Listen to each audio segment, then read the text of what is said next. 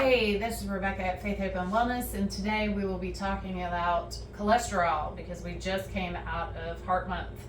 So, cholesterol, your conventional primary care doctor would draw a regular lipid panel, okay, which would contain a LDL count, an HDL count, a total cholesterol, and a triglyceride count.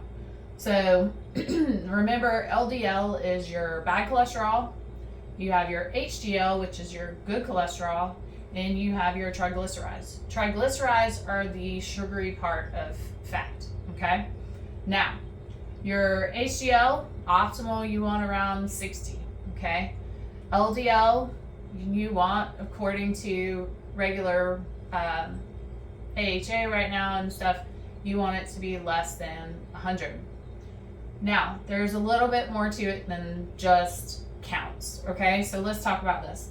So I give the analogy of using dump trucks. So your count is your dump trucks that are going around your vessels, okay? We want to know how many particle sizes are in those dump trucks.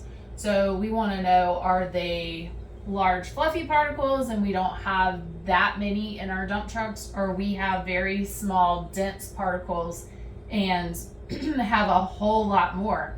Because here's the deal, if you have a whole lot more dense particles in those trucks, there's more LDL proteins that can plaque and stick to the artery wall.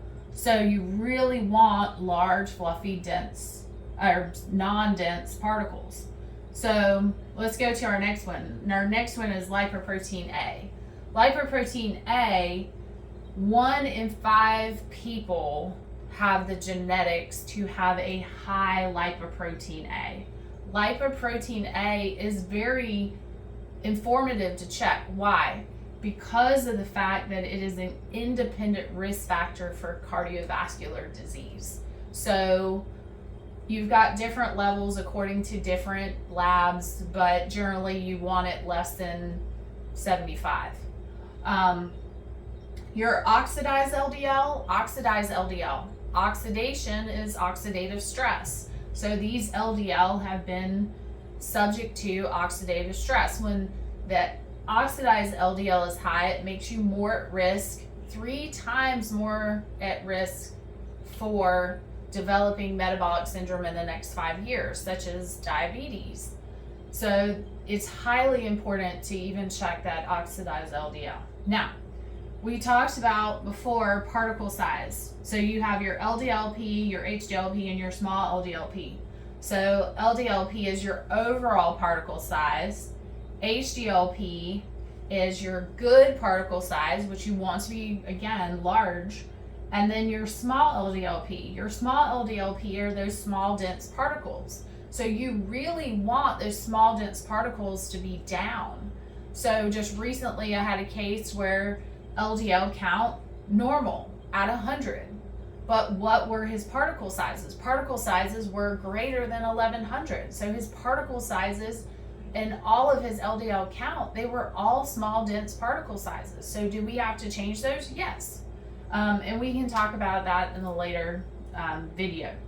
Now, LP plateau is a lipoprotein associated phospholipase. A2 is what it's called. Basically what it does is it measures the inflammation and the inflammatory response of the arteries. And so it kind of gives us an idea of what your plaquing is looking like.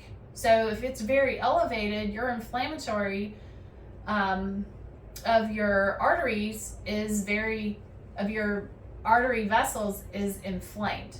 And so the lining is what I'm trying to say. The lining of the artery vessels is inflamed.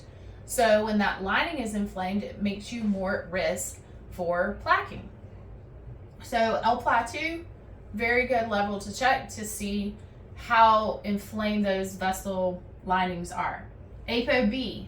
ApoB, again, hugely important. ApoB is the transmitter and carries around all the waxy plaques of the LDL and the very low dense LDL as well, which are all bad LDLs.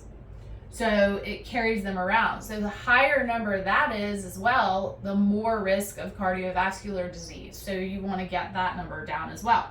And then we talked about LDL size. So when you get a particle size, which you have the NMR from LabCorp, or you have the cardio IQ from Quest, you can also get your LDL size. So it tells you how big that LDL is. So for overall heart health, we can talk about lifestyle changes in that later, but these are the type of markers you want to look at. There's one I didn't put on here, but you want to look at a high sensitivity CRP, which is a C-reactive protein. You want to look at that to make sure that you are not having a lot of systemic inflammation, because it is also another indicator of your future risk of cardiovascular disease. So biggest thing, keep your sugars down, try to keep your healthy fats eaten, and exercise. And like I said, next week we can talk about lifestyle changes, but these are some of the markers that you need to look for cardiovascular health, for your prevention for the future, not just a plain lipid panel. So hope y'all are having a good week, and we'll see you later.